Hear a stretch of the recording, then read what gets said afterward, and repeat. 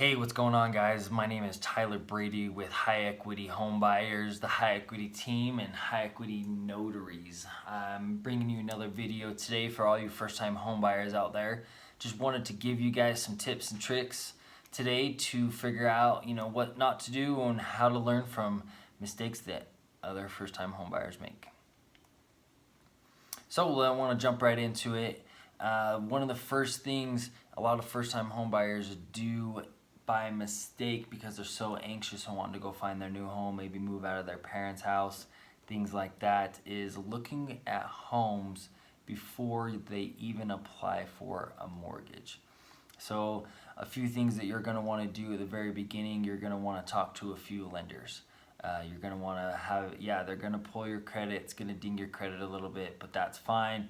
You're moving forward. You're buying, an asset that you can have to create the American dream, as everybody likes to say, right?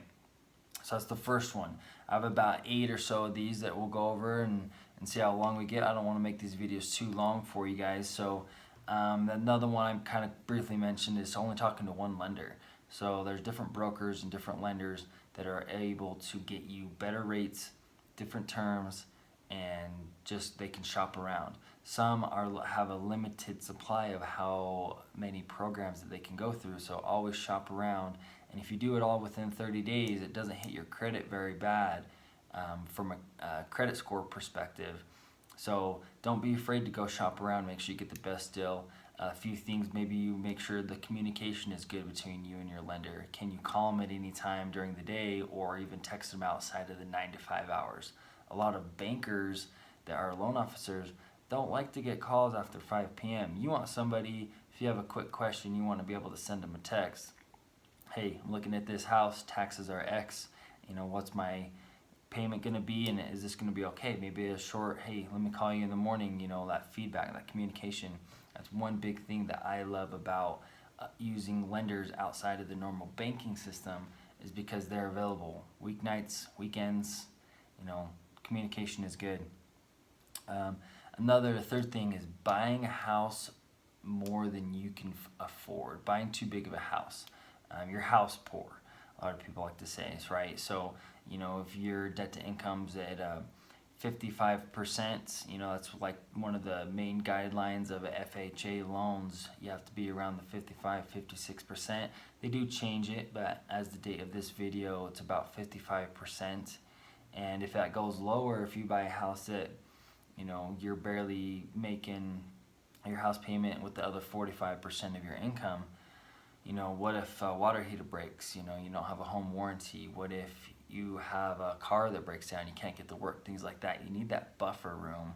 And a lot of people like to say, don't keep up with the Joneses, and everybody wants to impress their friends. Take time, build up. I'm telling you, it is worth it in the long run rather than struggling the entire time. So that's tip number 3. Also another one, moving too fast.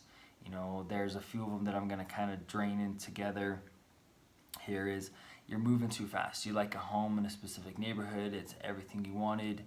For guys, it's garages. For girls, maybe it's kitchens and living rooms, or how big the master bedroom is, things like that. You move too fast. So if the neighborhood is not a good neighborhood that you would like to commute to and from work, then it's probably not the best house for you. There's multiple houses that are always on the market. Inventory right now is really low. I understand that, but at the same time, you want to make something that you can stay there for 5+ years and raise a family, or whatever situation is that right that. So that's another one.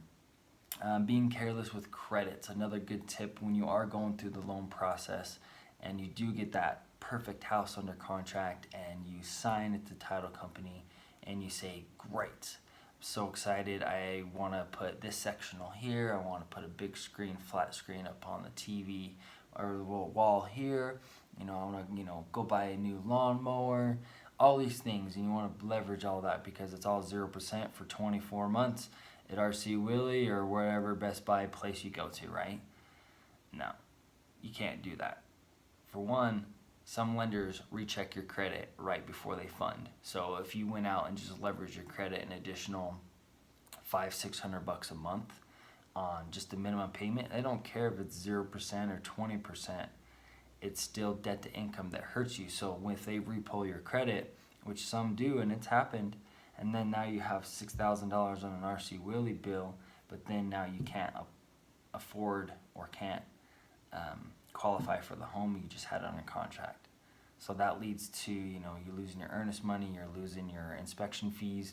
I mean, it's just a downward spiral. So wait 48 hours at least until you get the keys and can walk into that new home. Then if you feel obligated, you can go out and make those purchases, but don't until you get those keys. I've had a lot of people with those scenarios. That happens all the time. You need to make sure that doesn't happen, because I don't want that happen to you. Okay. Also, last but not least, just making bad decisions on emotion.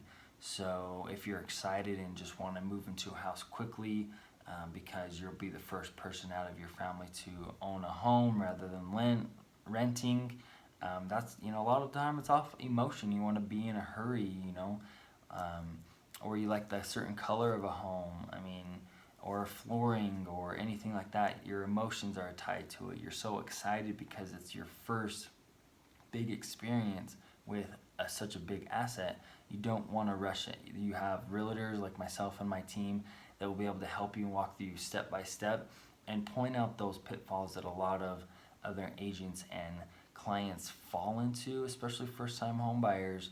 A lot of people buy one home, maybe one or two homes in their entire life, and they're done. So why not make it a great purchase and something that you really love, and you know how the process works and how to improve on in the next time you buy a house. And of course, anything real estate related, myself and my team are here to assist you, whether that's investing, buying your first home, buying your fifth home. It doesn't matter.